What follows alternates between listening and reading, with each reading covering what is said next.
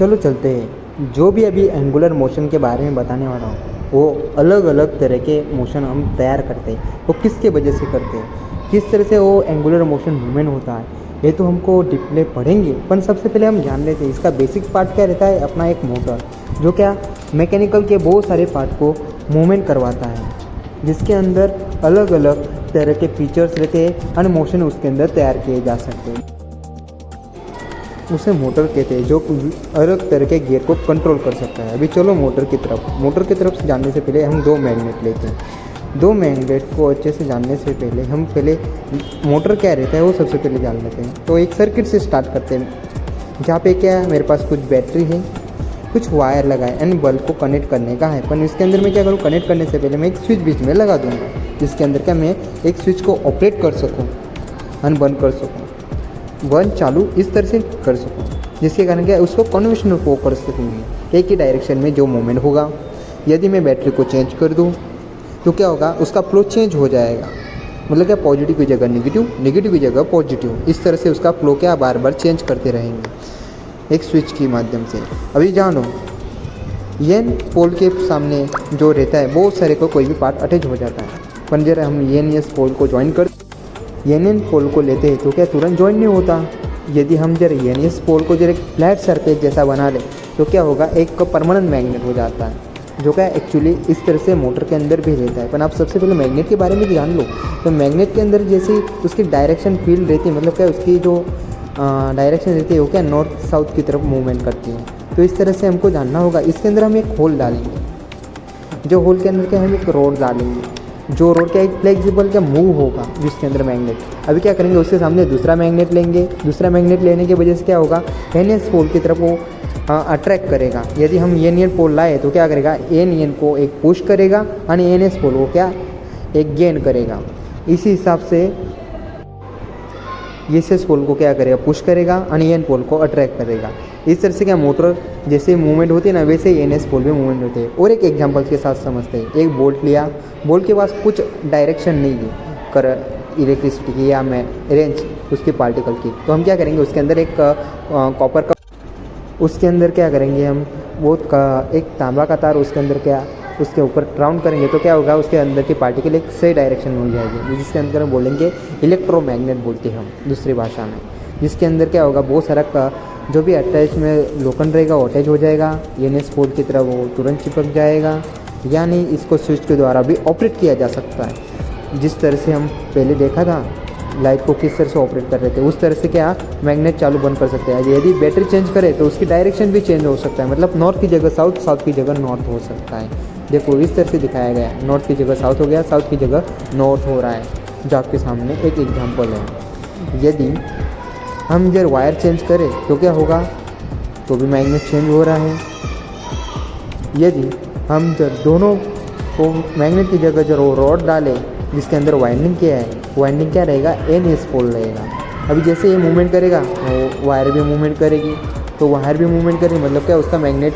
तो उसी हिसाब से अभी क्या करेंगे, वायर को ठीक फिर से निकाल के उसको सही से लगाएंगे तो क्या होगा, फिर से क्या उसका मैग्नेट चेंज हो जाएगा। मतलब कि इस तरह से बार बार जब मूवमेंट करेंगे तो क्या होगा, इसका मैग्नेट बार बार चेंज होगा। एन एस पोल के एन सामने एन आएगा, ये एन को पुश करेगा और ये आ जाएगा, इस तरह से इसका मूवमेंट होगा। तो अभी इसके लिए कुछ सॉल्यूशन चाहिए, तो इसके लिए क्या करेंगे, हम एक दूसरा भी मैग्नेट लेंगे। और क्या क्यों लेंगे दूसरा मैग्नेट, क्यों नहीं इसकी स्पीड और बढ़ सके। और इसका सॉल्यूशन भी देखते हैं हम। अभी एन एस पोल आया है, देखो दोनों साइड से एक एन है एंड दूसरा एस पोल है, जैसे मूवमेंट कर रहा है वैसा एन एस मैग्नेट भी चेंज हो रहा है, मतलब इसकी स्पीड थोड़ी सी बढ़ती जा रही है। अभी मोटर के अंदर भी जानते हैं कि इसके अंदर किस तरह से वर्किंग होता है। तो इसके लिए क्या करेंगे, दो साइड से मैग्नेट लेंगे, जो परमानेंट मैग्नेट था।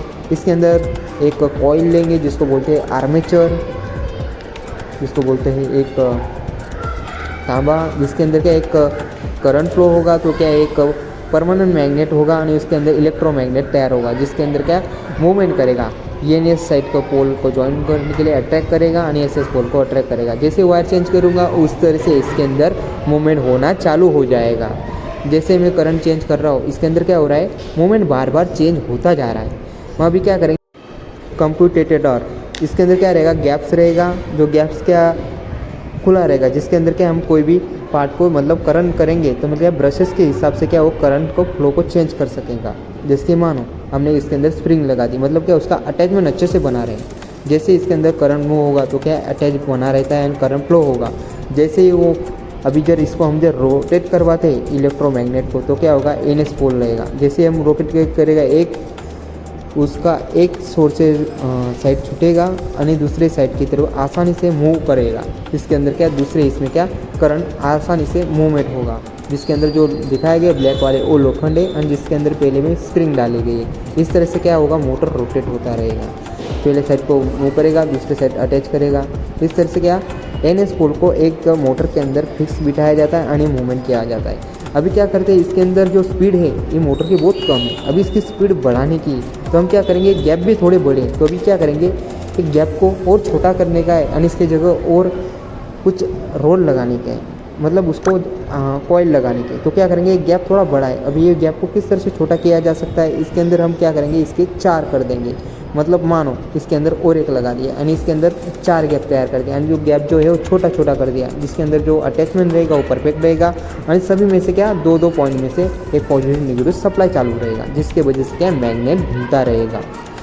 यदि ये मैग्नेट ब्रश के साथ एक तरह से जॉइंट रहेगा, मतलब क्या लोखंड के साथ जिसके अंदर स्प्रिंग लगाई गई है जो क्या बार बार मूवमेंट करेगा और जैसे ही मूवमेंट करता है उसी के दौरान उसका नहीं और से स्पीड बढ़ने लगती है। अभी इसकी और स्पीड बढ़ाए तो उसके लिए क्या करना पड़ेगा और गैप डालना पड़ेगा और कॉइल लगाऊंगा जिसको बोलते हैं वाइंडिंग। अभी वाइंडिंग को और बढ़ाने का है तो क्या होगा इसका मूवमेंट ज़्यादा बढ़ेगा और इसकी ज़्यादा बढ़ाऊंगा इस तरह से इसका टॉर्क भी ज़्यादा बढ़ेगा। टॉर्क मतलब उसकी स्पीड बढ़ेगी ना। हाँ, इसी तरह से एक बॉल के ऊपर बहुत सारी एक तरह से आर्मेचर तैयार किया जाता है। वो आर्मेचर के बेसिस के ऊपर आपको एक मोटर दिखाई देती है यानी जैसे वाइंडिंग नट बोल्ट के ऊपर की गई थी उसी हिसाब से हम जब एक मोटर के अंदर जो करते तो वो बहुत सारी रहती है। तो इस हिसाब से आप पता करो कि नहीं एक मोटर को कितनी स्पीड में घूमती होगी, कितने टॉर्क से कितने आरपीएम से घूमती होगी। आरपीएम मतलब उसकी 1 रिवॉल्यूशन स्पीड क्या है। इसी दरमियान हम और जानेंगे कि इसके अंदर एक स्टेटर रहता है बाहर की साइड और बीच में रहता है आर्मेचर। अब इसको फुल तरह से पैकिंग किया जाता है, एनएस पोल को अच्छे से ब्रश के साथ रोटर के साथ कनेक्ट किया जाता है और थोड़ा सा गैप मेंटेन किया जाता है जो क्या मैग्नेट इलेक्ट्रोमैग्नेट बोले जाते हैं उसको। ओके, यानी एक परमानेंट मैग्नेट रहता है जिस ये तो जान लिया हमने। अभी मोटर का जो शाफ्ट रहता है तो मोटर का शाफ्ट का हम बहुत सारी जगह यूज कर सकते हैं। वो शाफ्ट की मदद से हमने गियर बॉक्स या तो गियर या तो कोई भी प्रोपेलर व्हील कहा जाए या मोटर का व्हील कहा जाए उसके साथ अटैच करके हम कोई भी मोशन दे सकते हैं।